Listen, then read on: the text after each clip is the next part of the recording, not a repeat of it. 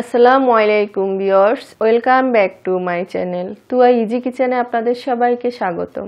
আজ মজার একটা রেসিপি নিয়ে আপনাদের সামনে হাজির হলাম, সর্ষা ইলিশ। খুবই মজার একটা রেসিপি, গরম গরম সাদা ভাত এবং প্লেন পোলাওর সাথে পরিবেশন করতে পারেন, সবাই খুবই পছন্দ করবে। আশা করি আমার রেসিপিটা আপনাদের ভালো লাগবে। চলুন মূল রেসিপিতে যাই। চুলায় আমি একটা প্যান বসিয়েছি আর প্যানে 3 টেবিল চামচের মতো সয়াবিন তেল দিয়ে দিলাম। আর এখানে আমি মাঝারি সাইজের 4 পিস ইলিশ মাছ নিয়েছি, দেখতে পাচ্ছেন। আর নিয়েছি সামান্য লবণ, সামান্য হলুদ, সামান্য মরিচের গুঁড়ি দিয়ে আমি এগুলো ভালো করে মেখে নিলাম। আর তেলটা এদিকে গরম হয়ে গেছে, তেলে আমি এগুলো দিয়ে দিচ্ছি। এগুলো আমি হালকা করে একটু ভেজে নিব। মাছটা যদি এভাবে হালকা করে একটু ভেজে দেন তাহলে আপনার সর্ষে ইলিশের টেস্টটা খুব ভালো আসে। 2 মিনিট পর আমি এটা উল্টে দিচ্ছি। খুবই মজার একটা রেসিপি। এটা প্লেন পোলাও, সাদা ভাতের সাথে পরিবেশন করতে পারেন, সবাই খুবই পছন্দ করবে। অনেকের অভিযোগ থাকে যে সরিষা ইলিশ রান্না করলে অনেক সময় তিতা হয়। পুরো রেসিপিটা ফলো করে তৈরি করে দেখতে পারেন, এটা তিতা হবে না, খেতে খুবই সুস্বাদু। তা আমার রেসিপিটা যদি ভালো লাগে লাইক, কমেন্ট, শেয়ার করবেন, আমার চ্যানেলটি সাবস্ক্রাইব করবেন, আমার পাশে থাকবেন, অনুরোধ রইল সবার কাছে। 2 মিনিট পর আমি মাছগুলো উঠিয়ে নিচ্ছি। আর একটা কড়াইতে আমি মাছ ভাজা তেলগুলো ঢেলে নিয়েছি, দেখতে পাচ্ছেন। এই তেলটা আমি নষ্ট করব না, এই তেলেই আমি বাকি রান্নাটা করব। সামান্য আরেকটু তেল দিয়ে দিলাম, অল্প করে কিছু পেঁয়াজ কুচি দিয়ে দিলাম সামান্য একটু কালো জিরা। এখন 1 থেকে 1.5 মিনিটের মতো নেড়ে চেড়ে এগুলো ভেজে নিব। 1.5 মিনিট ভাজার পর রসুন বাটা দিয়ে দিলাম হাফ চা চামচ। এখন আবার 1-1.5 মিনিট ভেজে নিব, রসুনের কাঁচা গন্ধটা যেন চলে যায়। 1.5 মিনিট ভাজার পর পেঁয়াজ বাটা দিয়ে দিলাম 2 টেবিল চামচের মতো। এখন আবার 2 মিনিটের মতো নেড়ে চেড়ে ভালো করে এগুলো ভেজে নিব।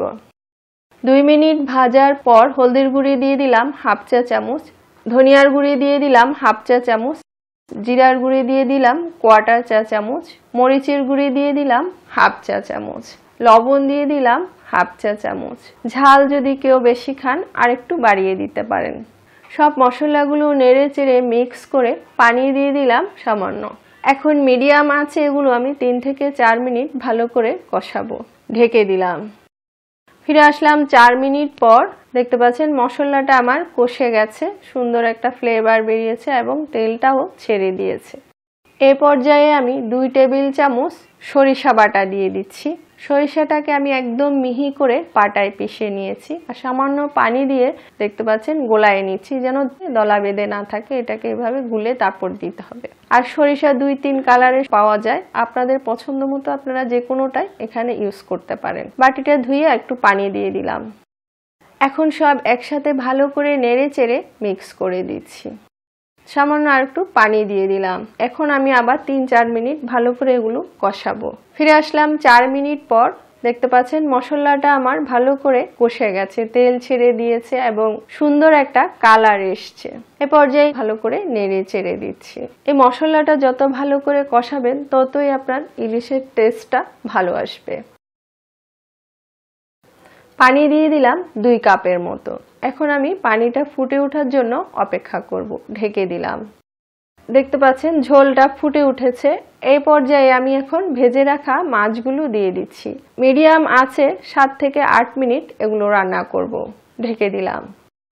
ফিরে আসলাম 8 মিনিট পর। এখন আমি এইভাবে একটু নেড়ে চেড়ে দিচ্ছি। কাঁচা মরিচ দিয়ে দিলাম 4টা, আর মরিচগুলো একটু করে হালকা করে কেটে দিয়েছি। সামান্য একটু ধনিয়া পাতা কুচি দিয়ে দিলাম। এখন মিডিয়াম টু লো আছে 2 থেকে 3 মিনিট রান্না করব। ঢেকে দিলাম। ফিরে আসলাম 3 মিনিট পর। দেখতে পাচ্ছেন কি সুন্দর কালার এসছে, দেখতে কি সুন্দর লাগছে। তো আমার রান্নাটা প্রায় হয়ে এসছে।